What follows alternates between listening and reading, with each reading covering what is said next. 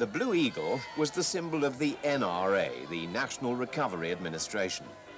This was one of the New Deal's most popular acts and got a lot of publicity because it encouraged firms to raise the wages of the lowest paid, improve working conditions, and give long overdue acceptance to trades unions. Large NRA parades were held, showing people's growing optimism and sense of purpose. To millions of Americans across the nation, it seemed that happier times were really here again.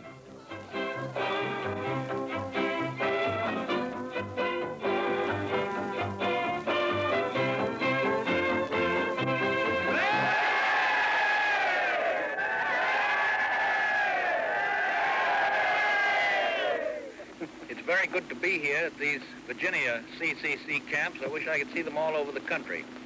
I wish that I could take a couple of months off from the White House and come down here and live with them, because I know I'd get full of health the way they have.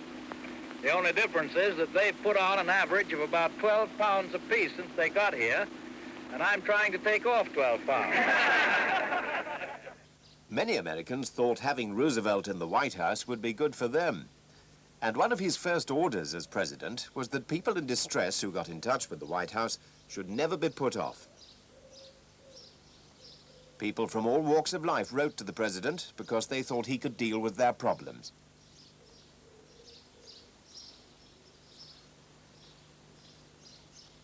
But Roosevelt had his opponents too. There were the noisy but small groups of socialists and communists who felt he was not doing enough for working people. Then there were the rich who resented paying higher taxes to finance the New Deal. They thought Roosevelt a traitor to his class, a threat to their way of life. Some even refused to mention his name. Roosevelt faced this opposition head-on. It is true that the toes of some people are being stepped on and are going to be stepped on. But these toes belong to the comparative few.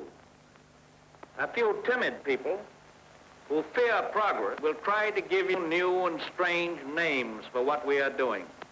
Sometimes they will call it fascism, and sometimes communism, and sometimes regimentation, and sometimes socialism.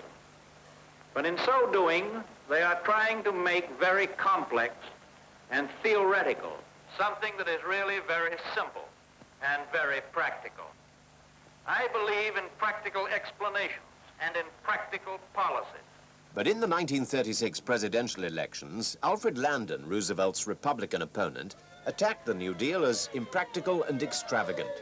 After 3 years, it must be obvious to everyone that waste and extravagance do not make jobs.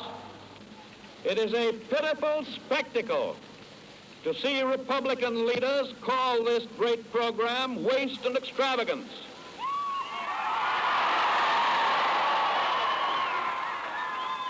Of course we spent money.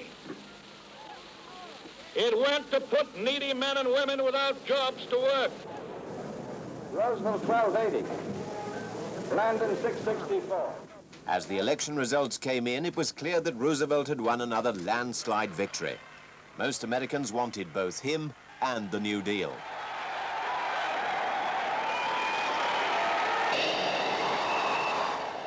But there were difficult times ahead.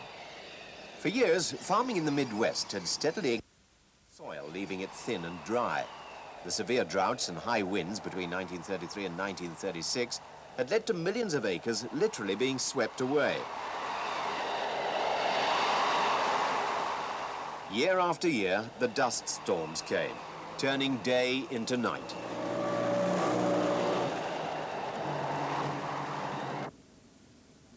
A huge dust bowl was created. Nothing would grow. Animals died. Many owners of small farms went bankrupt, and tenants couldn't pay their rents. There was little immediate help the government could give them. So a mass migration from the land began. Thousands, lured by stories of the Golden West, crammed their few remaining belongings into rickety cars and set off for California.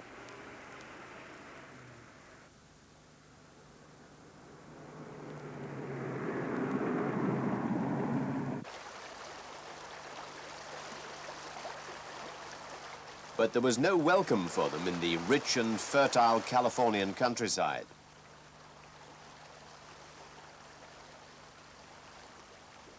Once proud owners of land were lucky to earn a few dollars in the fields and orchards of the Golden State. Not so many miles away, the film industry in Hollywood was one of the glittering successes of the 1930s. Stars continued to shine for adoring fans.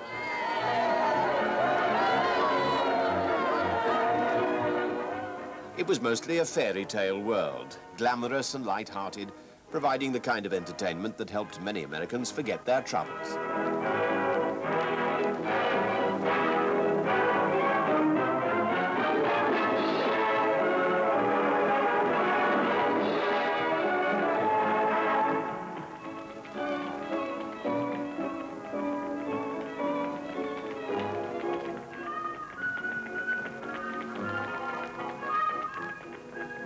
But in the real world, life for the refugees from the Dust Bowl in the Californian work camps was very far removed from that shown in the movies.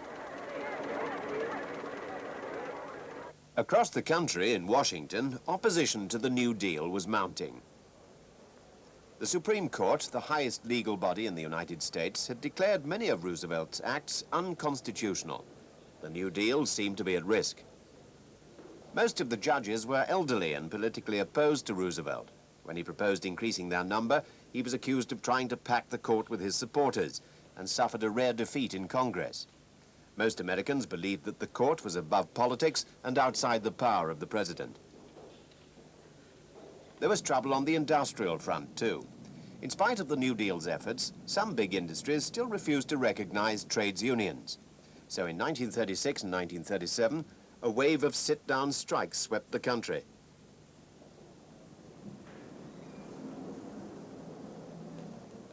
Workers in all kinds of jobs refused to leave their workplaces in protest.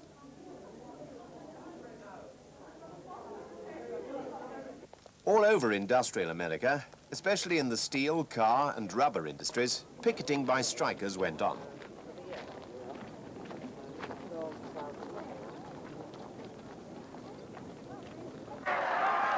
Some firms employed private armies of strike breakers to break up picket lines.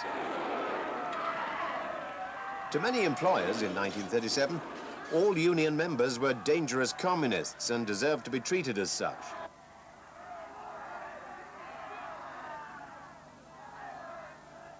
But gradually, the unions won their right to be recognized, though many people, frightened by the strikes, didn't put their money into industry, and unemployment rose again in 1938.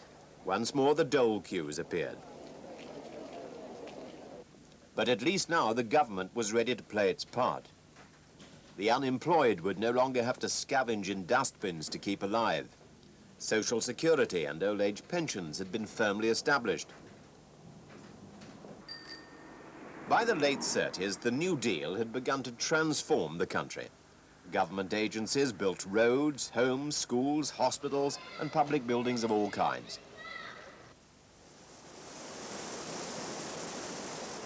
The new dams of the TVA and other schemes not only gave work and electricity to many parts of the country, but it made millions of acres fertile again.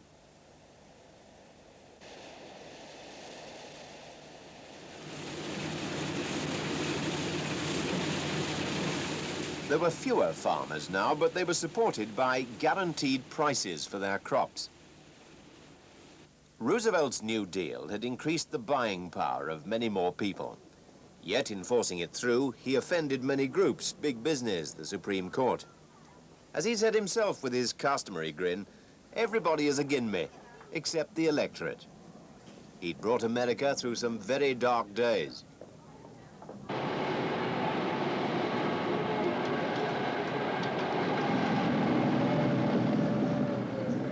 But it was an event outside America, the European War of 1939, with its demand for American weapons, that got people back to work again.